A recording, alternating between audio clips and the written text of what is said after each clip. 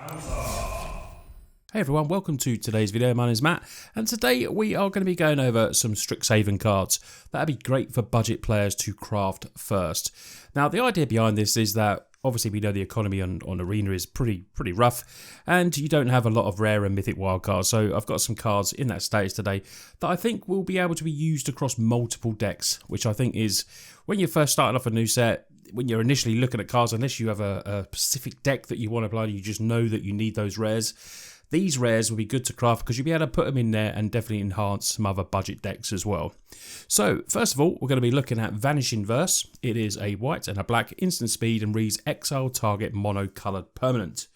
So yes, we are looking at you, Embercleave. We are looking at you, the Great Henge Vorinclex. This is going to be absolutely great removal for dealing with those really problematic cards that budget players obviously have to deal with sometimes. So, you know, if you're playing any type of control, Ores of Control, a Doom Foretold deck, maybe Esper Control, anything like that, Vanishing Verse is definitely going to enhance that deck and obviously, like I said, be played in multiple different decks. This is what us budget players want. We want cards that we can actually just swift from deck to deck to deck, and we don't have to, you know, specifically use different wildcards for every different deck. Because when you're starting out, if you're a beginner player or if it's just a budget player, you want to obviously mix those cards up between different decks and then, you know, save some wildcards maybe for something when you're a bit more sure about the set and the deck you want to build. Vanishing Verse is perfect for that, and it's a super strong removal card, and I think, you know, it's definitely a good card to craft. The next card we're looking at is Auger Pugilist. Now, this is one of the flip cards. On the front side reads 1 double green. It's a Troll Druid, trample 3/3. As long as you control 8 or more lands, the Pugilist gets +5/5. Having trample is great for this card. Now, it is going to obviously fight for spaces with Kazan-Do, but if you've got this, you know, if you like this card, I mean, I personally really like this card because the flip version of it turns over to Echoing Equation. 3 double blue. Now choose target creature you control. Each other creature you control becomes a copy of it until end of turn, except they're not legendary. This is a game-winning card. You'll be able to put this deck in Simic. You know, any type of Simic deck that runs, you know, big stompy creatures, maybe dragons, maybe you're going to play Timor or something like that. The ability to have, first of all, to have a creature that comes down. The ramp is obviously prevalent in standard, that you could easily have this as an 8/8 trample, you know, 3 mana, mental.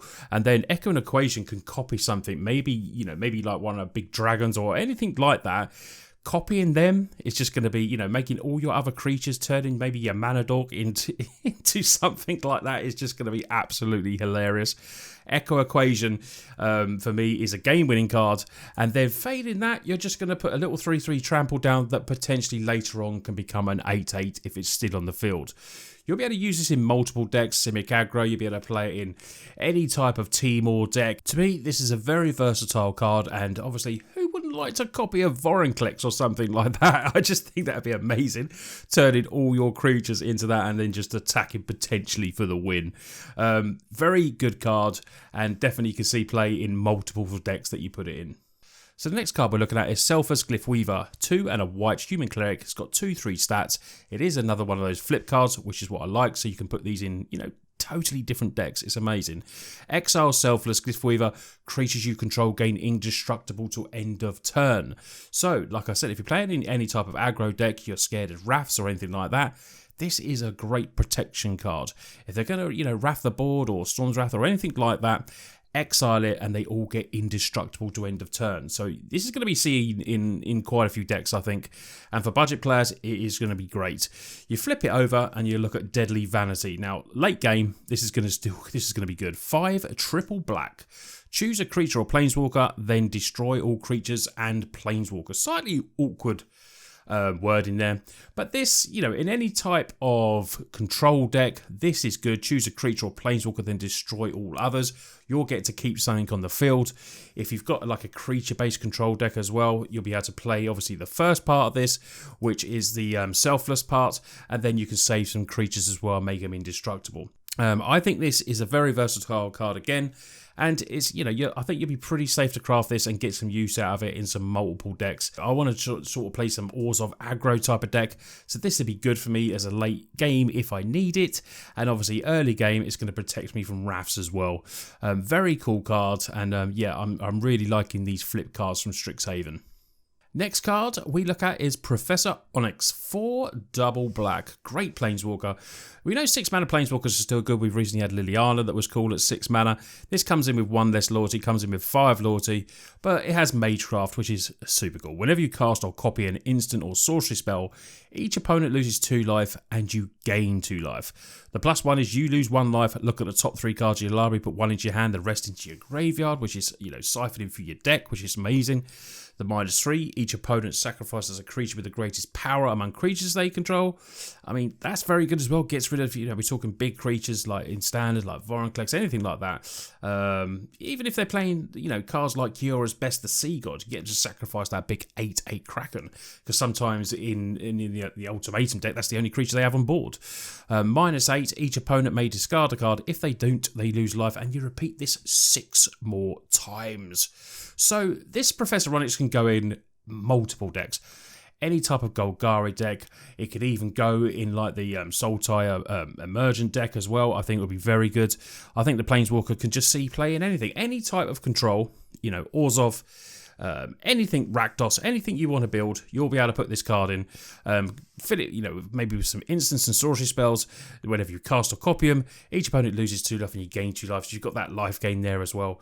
We know by adding in, like Sultai, you can have cards like Binding the Old Gods and Cultivate. They're going to ramp you into stuff like this really quick. Definitely, for me, this is one of my favourite cards from the set. Probably one of the first mythics I will be crafting. And I think it's definitely, if you're going to be crafting some mythics, this is the one that you can just use across multiple decks. The last card we're looking at is a smashing card. Leonin Lightscribe, 2 mana, 2/2, Cat Cleric, Magecraft again. Whenever you cast or copy an instant or sorcery spell, creatures you control get +1/1 till end of turn.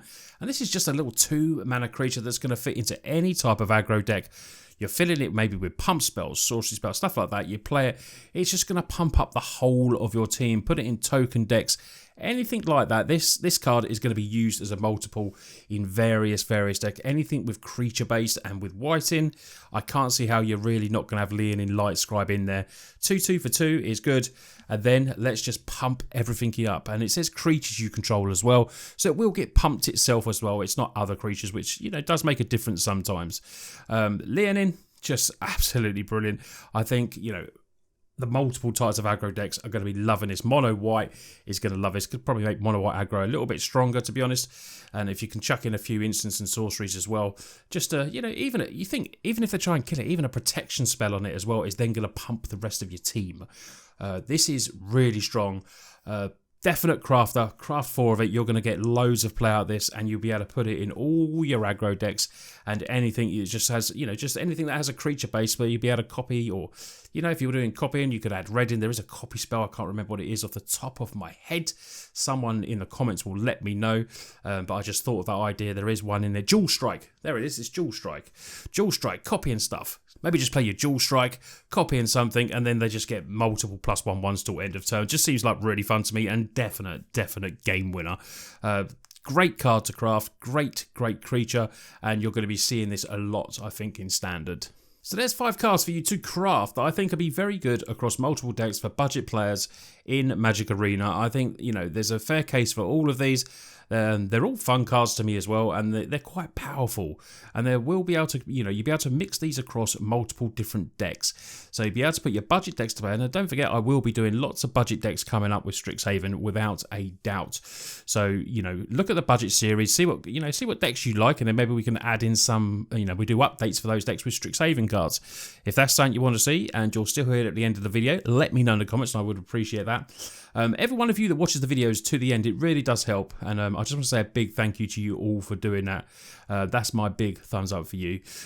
If you want to become a Patreon and help support me even further and keep Matt making videos, check out the links in the description. You could potentially get your name up in lights at the end of the video. You see early deck text, and also you help support me as well, which is amazing. And even at 1 tier, we get to play once a month, and we chat over voice channel on Discord, and we just have fun playing games. And that is definitely one of my favourite parts of content creating at the moment is playing Magic and getting to know everyone as well, even more than I do. We have some great games and some great laughs. Anyway, just want to say thanks for watching the video. There'll be lots more Strixhaven content coming your way, so don't forget to hit the subscribe button. You lot take care, and I'll see you on the next video.